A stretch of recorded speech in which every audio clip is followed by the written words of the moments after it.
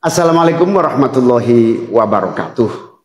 Saudara-saudara sekalian, baru saja kita mendengarkan putusan Mahkamah Konstitusi terkait hasil akhir Pilpres tahun 2024. Putusan ini sebetulnya tidak mengejutkan.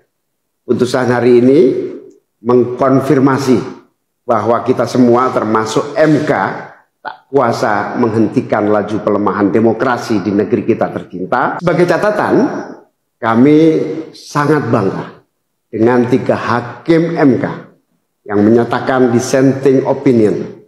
Yang saya muliakan Profesor Saldi Isra, Profesor Eni Nurbaningsih, Profesor Arif Hidayat.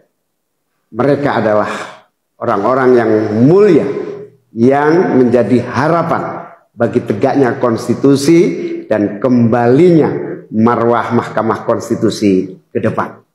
Dan mereka akan menjadi catatan indah dan baik dalam sejarah kita berbangsa dan bernegara. Profesor Saldi Isra tadi mengingatkan tentang keadilan substansial, bukan sekedar keadilan prosedural. Ini adalah catatan amat penting yang sayangnya terabaikan dalam proses demokrasi kita akhir-akhir ini. Artinya kita memiliki tugas yang masih panjang. Sebab demokrasi kita sesungguhnya masih ringkih dan harus terus-menerus dijaga dan dirawat. Namun kami masih menerima dan kita semua menghormati keputusan Mahkamah Konstitusi ini sebagai keputusan yang final dan mengikat. Saudara-saudara sekalian, perlu usaha kita semua untuk terus-menerus memperkuat demokrasi. Perlu sensitivitas kita semua untuk terus-menerus menjaga agar amanat reformasi tidak tergerus walaupun proses penggerusannya berjalan pelan-pelan, sedikit-sedikit yang seringkali membuat kita terlena. Kita semua sadar, kita masih harus kerja keras, harus kerja terus-menerus untuk menyadarkan publik luas bahwa institusi demokrasi yang kuat, yang berfungsi baik, itu sama pentingnya dengan institusi ekonomi yang kuat, yang berfungsi dengan baik. Keduanya, proses demokrasi, proses ekonomi harus berjalan dengan baik, dengan efisien, efektif, dan menggunakan prinsip-prinsip yang benar. Oleh karena itu kita semua harus terus bekerja, harus terus merangkul dan memperkuat masyarakat. Agar dalam proses demokrasi masyarakat kita bisa kebal terhadap imbalan-imbalan iming-iming jangka pendek dan tahan terhadap ancaman-ancaman dan tidak ada lagi pihak-pihak yang melakukan itu pada masyarakat kita. Saudara-saudara, atas alasan ini semua kami akan terus berkomitmen terhadap gerakan perubahan dengan cita-cita jangka panjang, memperkuat pilar-pilar demokrasi serta menghadirkan keadilan dan kemakmuran bagi semua dalam kesempatan apapun yang bisa kita raih di masa yang akan datang.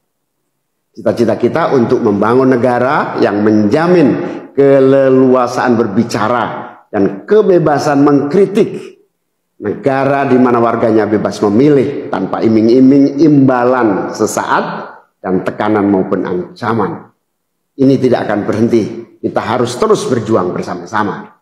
Namun saudara-saudara, kepada seluruh para pendukung yang telah menitipkan aspirasi perubahan kepada kami sebagai capres dan cawapres, kami harus sampaikan, disinilah ujung perjuangan konstitusional kita dalam Pilpres kali ini.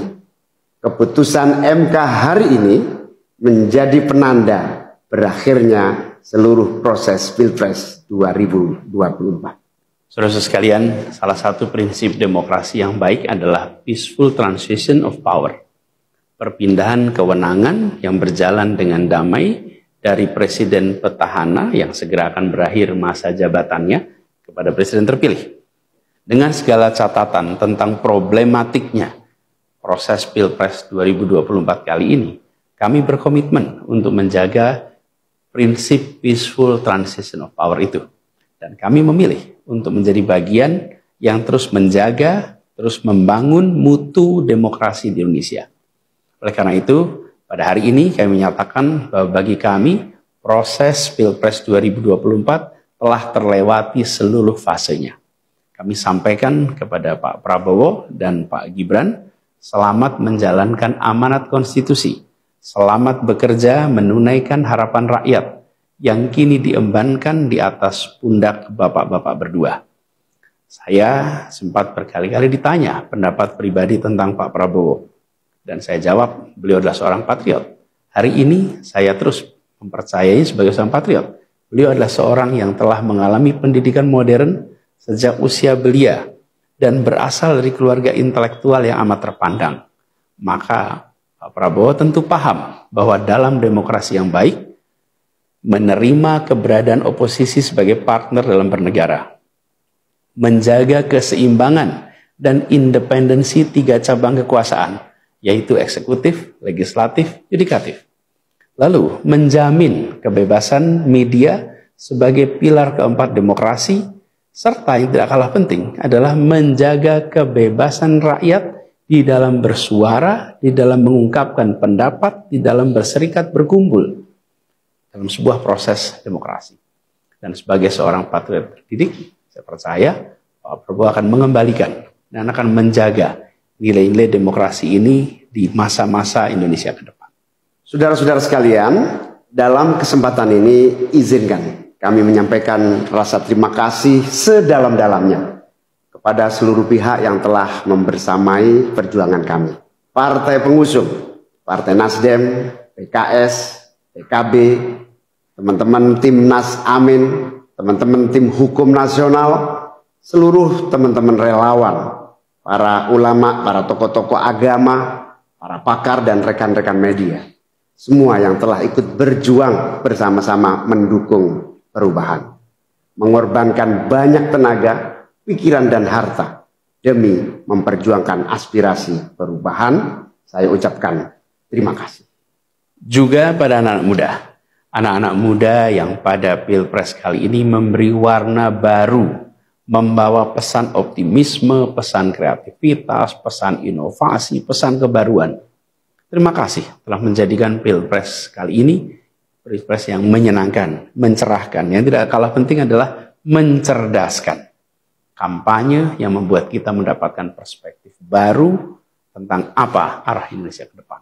Karena itu kami berpesan kepada semua, melihat proses yang terjadi, proses politik sering nampak kotor dan berujung pada kecewaan.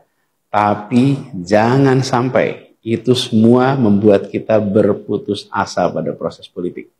Begitu banyak cita-cita besar yang dapat diperjuangkan melalui jalan politik.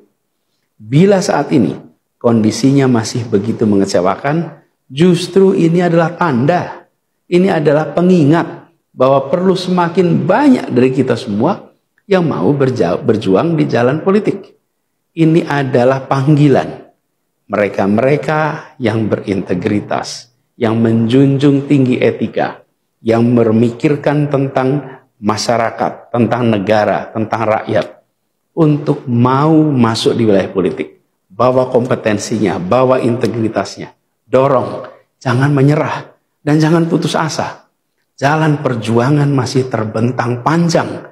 Sepanjang usia Republik ini masih terbentang jalan pengabdian untuk melakukan perubahan bagi keadilan, bagi kesejahteraan, bagi kemakmuran kita semua. Dan itu dibutuhkan kemauan untuk mau terlibat di dalam proses politik.